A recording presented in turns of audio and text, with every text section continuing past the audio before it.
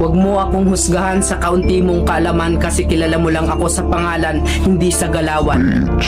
Pinanganak akong mahirap, hindi ako pinalad makapagtapos ng pag-aaral kaya binawi ko na lang sa sipag at diskarte sa buhay.